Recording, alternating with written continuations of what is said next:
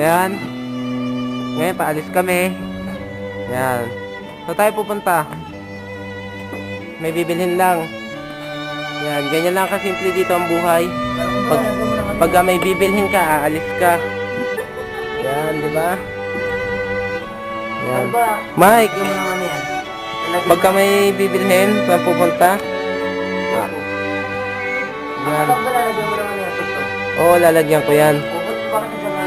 Pwede rin yan. Yan, itong bike. Oh, may dumaan. Yan ang aming sasakyan rito. Yan, oh, mga kuruma yan, mga kotse. Yan. Ito, bahay nila Mike. Yan ang bahay nila Mike. Yan, doon kami natutulog sa taas, pinakaapit.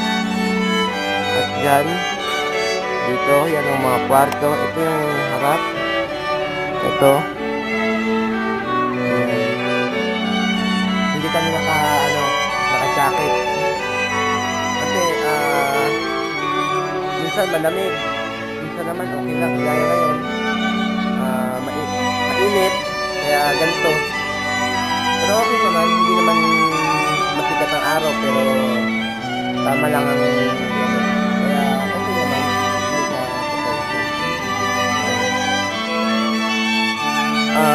Saan ba tayo pupunta?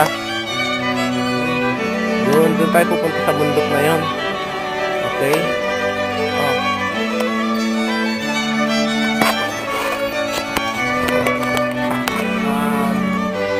Ngayon,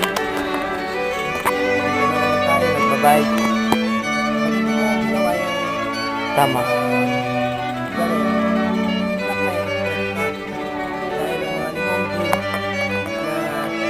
Nai-stress dahil nga yung buhay nila hindi masyadong enjoy, masyadong magpapakit. Yun ang nangyayari sa kanila. Kaya, subukan natin pumunta. Tara na!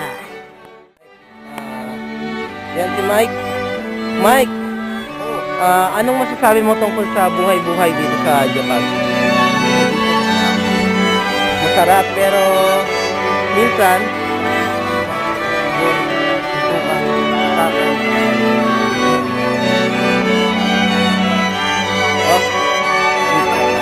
dito pa tayo pupunta.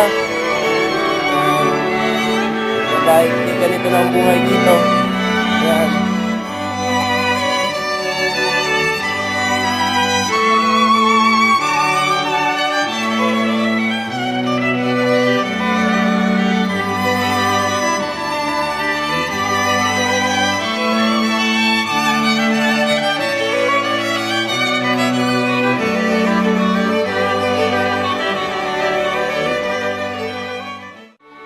Si Mike nakapasok na.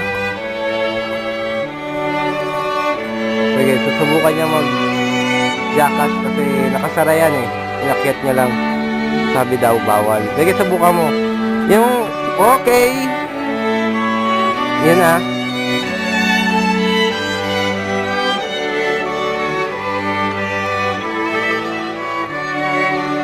Yan. Parang abnormal. Bumalik. Magja-jacket yan. Subukan mo yung yung ulo mo naman ang nauna. Nakadapa ka.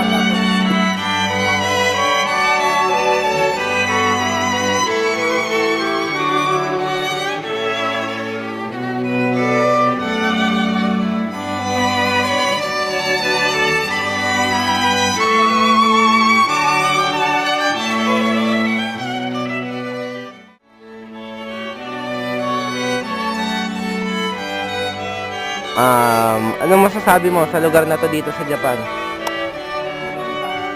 Bakit? Dito? May trabaho. Naman, pauwi na kami. Hindi, meron pa pala kami dadaanan. Mukhang uulan. Kaya yun, mukhang lalamig na naman ang panahon. Uy!